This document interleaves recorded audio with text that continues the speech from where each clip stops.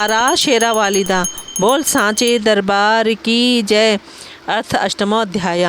सूत जी बोले, वहाँ से पांडवों के प्रस्थित होने के तीसरे दिन उस वन में लगी दावाग्नि में कुंती एवं गांधारी सहित राजा धृतराष्ट्र दग्ध हो गए। संजय पहले ही धृतराष्ट्र को छोड़कर तीर्थ यात्रा के लिए चले गए थे। नारद जी से यह वृत्तांत सुनकर राजा युधिष्ठिर अत्यंत दुखी हुए। कौरवों के विनाश के 36 वर्ष बीतने पर विप्र शाप के प्रभाव से सभी यादव प्रभास क्षेत्र में नष्ट हो गए। वे सभी यादव मदिरा पीकर मतवाले हो गए और आपस में लड़कर बलराम तथा श्री कृष्ण के देखते देखते मृत्यु को प्राप्त हो गए। तदंतर बलराम जी ने योग क्रिया द्वारा शरीर का त्याग किया और कमल के समान नेत्र वाले भगवान श्री कृष्ण ने शाप की मर्यादा रखते हुए एक बहेलिये के बाण से आहत होकर महाप्रयाण किया।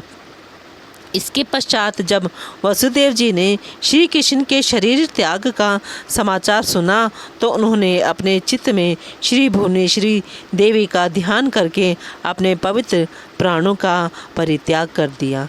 तत्पश्चात अत्यंत शोक संतप्त अर्जुन ने प्रभास क्षेत्र में पहुंचकर सभी का यथोचित अंतिम संस्कार किया। भगवान श्री कृष्ण का शरीर खोजकर और लकड़ी जुटाकर अर्जुन ने 8 पटरानियों के साथ उनका दाह संस्कार किया।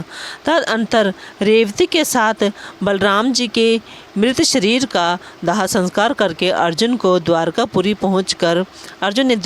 पहुंचकर उस नगरी से नागरिकों को बाहर निकाला। तत्पश्चात कुछ ही क्षणों में भगवान श्री कृष्ण की वह द्वारकापुरी समुद्र में डूब गई, किंतु अर्जुन सभी लोगों को साथ लेकर बाहर निकल गए थे। मार्ग में चारों ओर भीलों ने श्री कृष्ण की पत्नियों को लूट लिया और समस्त धन छीन लिया। उस समय अर्जुन तेजहीन हो गए।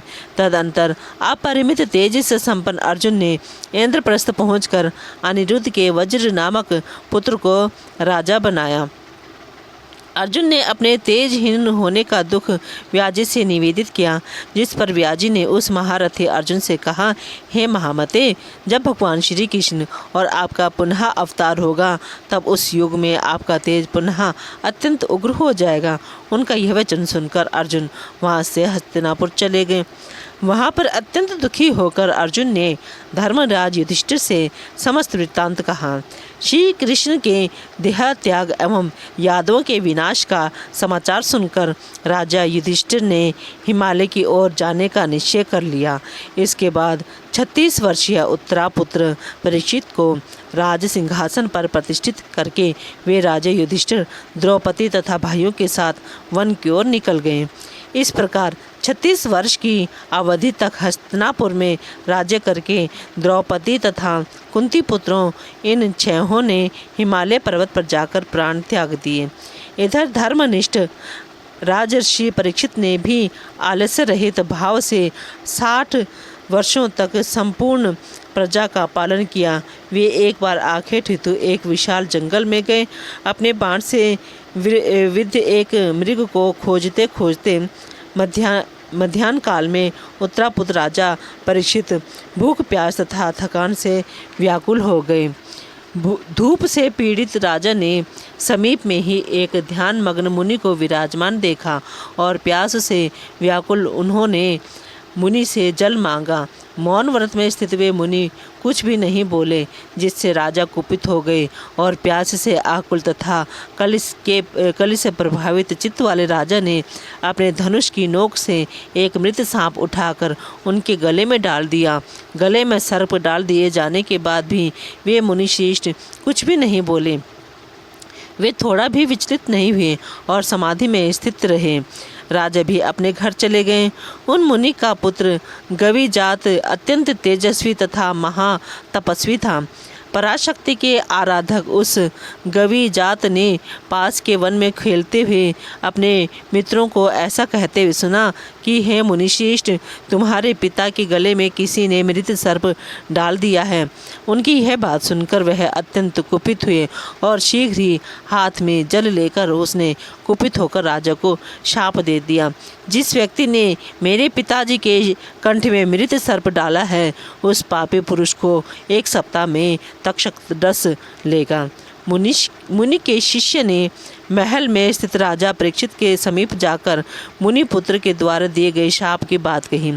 ब्राह्मण के द्वारा दिए गए शाप को सुनकर अभिमन्यु पुत्र परीक्षित ने उसे अनिवार्य समझकर वृद्ध मंत्रियों से कहा, अपने अपराध के कारण मैं मुनि पुत्र से शापित हुआ हूँ। हे मंत्रियों, अब मुझे क्या करना चाहिए? आप लोग कोई उपाय सोचें। मृत्यु तो अनिवार्य है, ऐसा वेदवादी लोग कहते हैं, तथापि बुद्धिमान पुरुषों को शास्त्रोक्त रीति से सर्वथा प्रयत्न करना ही चाहिए। कुछ पुरुषार्थवादी विद्वान ऐसा कहते हैं कि बुद्धिमानी के साथ उपाय करने पर कार्य सिद्ध हो जाते हैं, ना करने पर नहीं। मणि, मंत्र और औषधों के प्रभाव अत्यंत ही दुर्गेय होते हैं। मणि धारण करने वाले सिद्ध जनों के द्वारा क्या नहीं संभव नहीं हो जाता। पूर्व काल में किसी ऋषि पत्नी को सर्प ने काट लिया था, जिससे वह मर गई थी। उस समय उस मुनि ने अपनी आयु का आधा भाग देकर उस श्रेष्ठ अप्सरा को जीवित कर दिया था। अतः बुद्धिमान लोगों को चाहिए कि वे भवितव्यता पर विश्वास ना करें, उपाय भी करें। हे सचिवों, आप लोग यह वृत्तांत प्रत्यक्ष देख लें। इस लोक या परलोक में ऐसा कोई भी मनुष्य नहीं दिखाई देता जो केवल भाग्य के भरोसे रहकर उद्यम ना करता हो। गृहस्थी से विरक्त मनुष्य संन्यासी होकर जगह जगह भिक्षाटन के लिए बुलाने पर अथवा बिना बुलाए भी गृहस्थों के घर जाता ही है। दैवात प्राप्त उस भोजन को भी क्या कोई मुख में डाल देता है? उद्यम के बिना वह भोजन मुख से उदर में कैसे प्रवेश कर सकता है? अतः प्रयत्नपूर्वक उद्यम तो करना ही चाहिए। यदि सफलता ना मिले तो बुद्धिमान मनुष्य मन में विश्वास कर ले कि दैव यहाँ प्रबल है। मंत्रियों ने कहा, हे महाराज, वे कौन मुनि थे जिन्होंने अपनी आधी आयु देकर अपनी प्रिय पत्नी को जीवित किया था? वह कैसे मरी थी? यह कथा विस्तार से हमसे कहिए। राजा बोले, महर्षि भृगु की एक सुंदर स्थिति थी जिसका नाम पुलोमा था। उससे परम विख्यात च्यवन मुनि का जन्म हुआ। च्यवन की पत्नी का नाम सुकन्या था। वह महाराज शर्याति की रूपवती कन्या थी। उस सुकन्या से श्रीमान प्रमति ने जन्म लिया, जो बड़े यशस्वी थे। उस प्रमति की प्रिय पत्नी का नाम प्रतापी था। उन्हीं राजा के प्रमति के पुत्र परम तपस्वी रुरु हुए। उन्हीं दिनों स्थूलकेश नामक एक विख्यात ऋषि थे, जो बड़े ही तपस्वी, धर्मात्मा एवं सत्यनिष्ठ थे। इसी बीच त्रिलोक सुंदरी मेनका नाम की श्रेष्ठ अप्सरा नदी के किनारे जल क्रीड़ा कर रही थी। वे अप्सरा विश्वावसु के द्वारा गर्भवती होकर वहाँ से निकल पड़ी। उस श्रेष्ठ अप्सरा ने स्थूलकेश के आश्रम में जाकर नदी तट पर एक तुलकी सुंदरी कन्या को जन्म दिया और वह उसे छोड़कर चली गई। तब उस नवजात शिशु कन्या को अनाथ जानकर मुनिवर स्थूलकेश अपने आश्रम में ले गए और उनका पालन पोषण करने लगे। उन्होंने उसका नाम परमद्वारा रखा। वह सर्व लक्षण संपन्न कन्या यथा समय यौवन को प्राप्त हुई। उस सुंदरी को देखकर रुरु काम मोहित हो गए। बोल जयकारा शेरा वालिदा, बोल सांचे दरबार की जय।